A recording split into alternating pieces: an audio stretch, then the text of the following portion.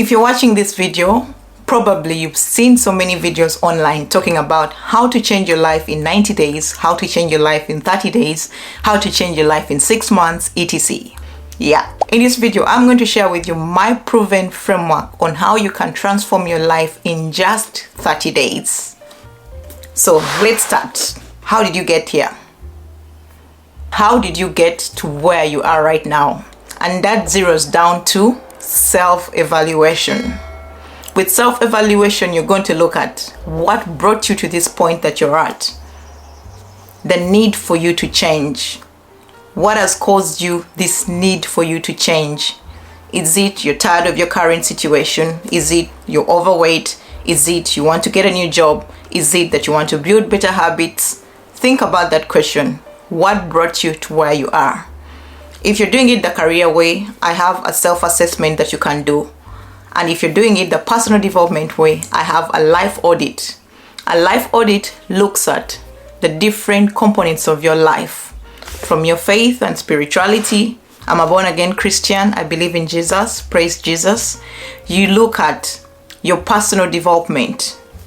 Are you in the right career that you want to be in? You look at your fitness. You look at your finances. You look at your health and all other aspects that you want to audit in your life. Give yourself a number from 0 to 10 based on where you see yourself. 0 means that you're far off. 10 means that you are well in that area of your life. So after you've done the life audit, you look at what small change can you make next? What small change can you introduce next?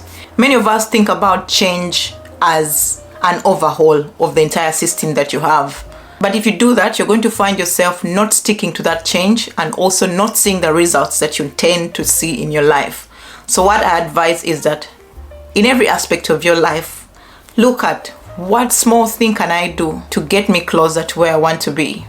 For instance, fitness. You might be overweight and you want to lose a couple of pounds before the end of the year. There's still enough time for you to lose weight. So you look at it and ask yourself, where am I right now? Can I just cut down on the cookies? Can I introduce a walk for 30 minutes? Can I work out at least 3 times a week? Can I improve on my mental health? Choose those habits that are not going to require a lot of energy for you to introduce in your life. That is going to be an easier way for you to see change in 30 days. I've coached many women to lose weight. Myself, I'm an example. I've lost up to 65 pounds ever since the start of 2023. And I've done this through a gradual process of weight loss. So I know what I'm talking about. If you want to change your finances, you want to change your career, you want to change yourself, look at the skills you have. What are those skills that you have that can move you in the direction that you want to go? Do you know how to edit videos? Do you know how to create YouTube videos? Do you know how to code? Do you know how to cook? Do you know how to sing? Look at some skills that you already have that can move you in the direction that you want to go. And after you've discovered those skills, how best can you utilize the skills to move you in that direction? I'll give you my story. I've changed my life in very many aspects the last 10 or so years. Many of these changes that I've introduced in my life have been through a gradual process. I find it so easy to tackle things in small bits than doing an overhaul. And this system has enabled me to stay consistent when it came to my fitness journey, to stay consistent in building my businesses. It's helped me stay consistent in building my career. And I've seen these changes coming with me concentrating on the next thing that I can do other than tackling everything at once. So every time you feel you're getting overwhelmed, look at what's the next best step that I can implement in my life. Number 3 is mindset mastery. Mastering your mindset is going to be very important in achieving any goals that you want to achieve. The Bible tells us in the book of Proverbs 23 verse 7, as a man thinks in his heart, so is he. Whatever you think about is what you become. Science and psychologists have proved this. The mind plays a very important role in anything that we do in life. So if you don't master your mindset, if you don't rewire your mindset to see the success that you want to achieve, you are going to self-sabotage. You're not going to achieve any goals that you've set. So mindset mastery comes down to what you consume through your eyes, through your ears, and also your perception on how you perceive situations.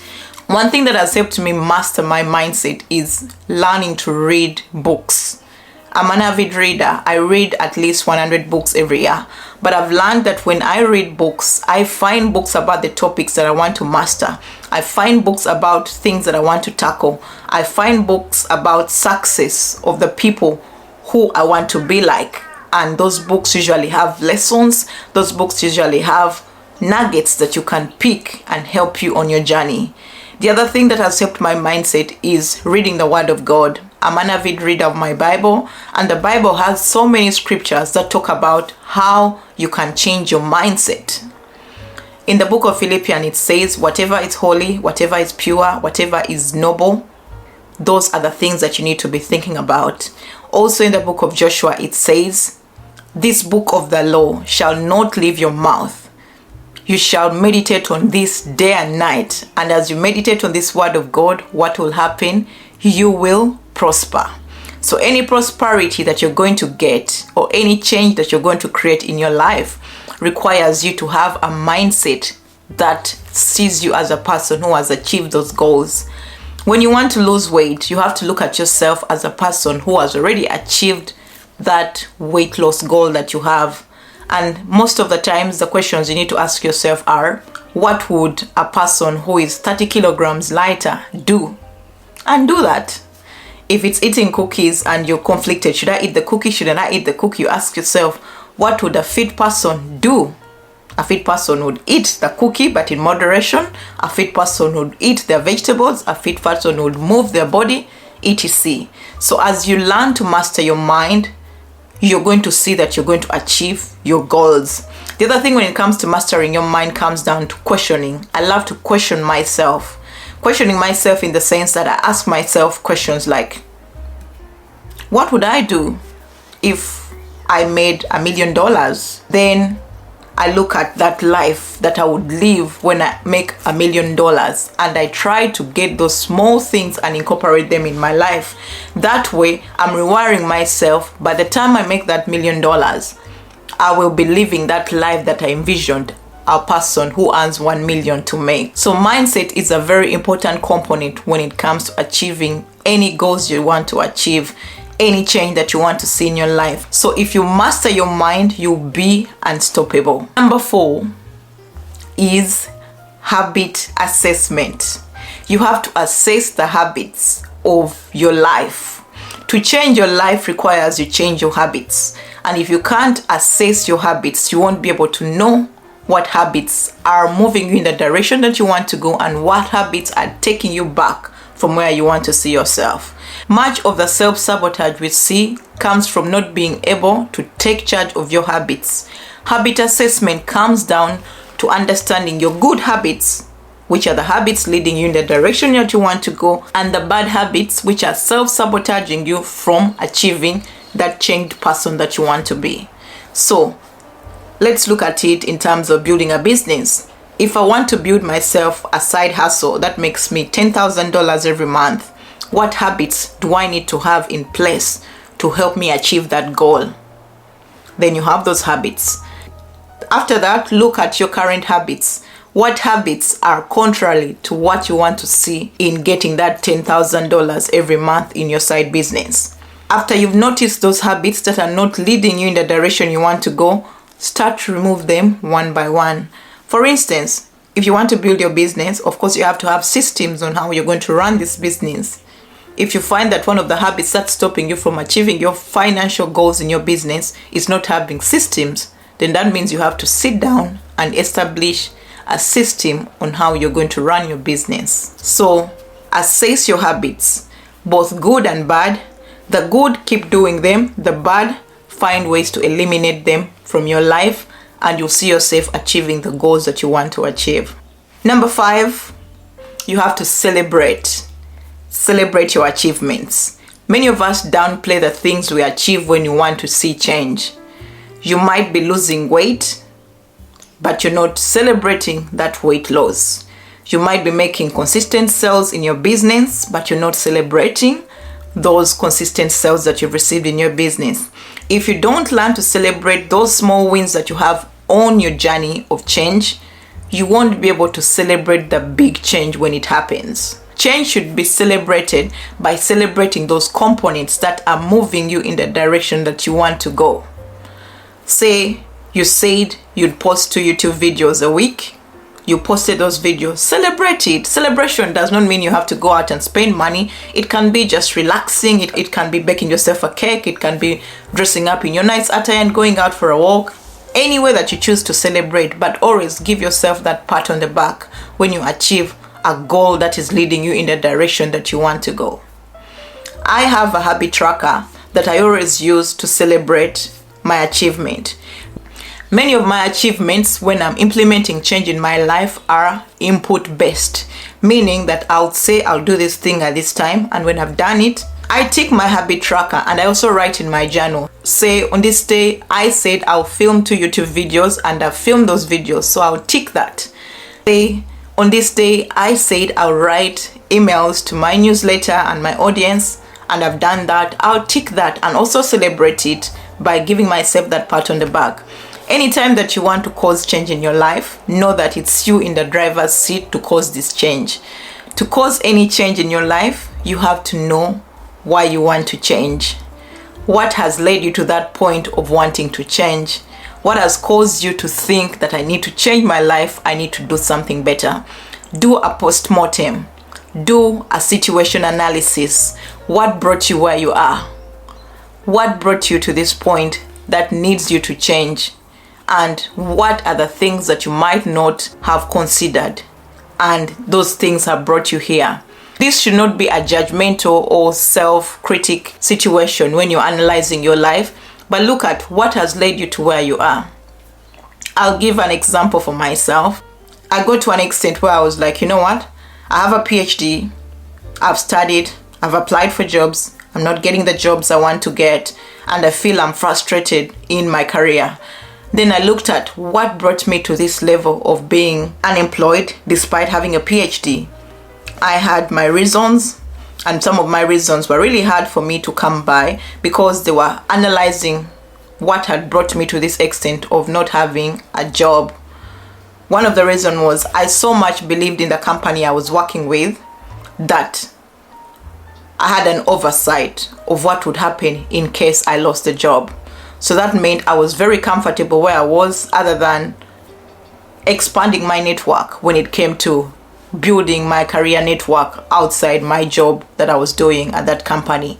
So that frustrated me when I ended up being laid off, because I did not have a robust network that I would go to ask for any opportunities. And the people also I knew as a PhD student then, many of them had moved on to different states, different countries, and I could not really reach out to them to ask them, oh, do you guys have opportunities for me to start working at your company? So that was something that I'd done that caused a detriment to my career as a biotechnologist. But again, I also didn't beat myself down because I could not have anticipated that my company would end up being bankrupt and losing all its employees. So from that, I decided to do a self-analysis. I decided to create a way forward. What could I do better if I still wanted to work in the biotechnology sector?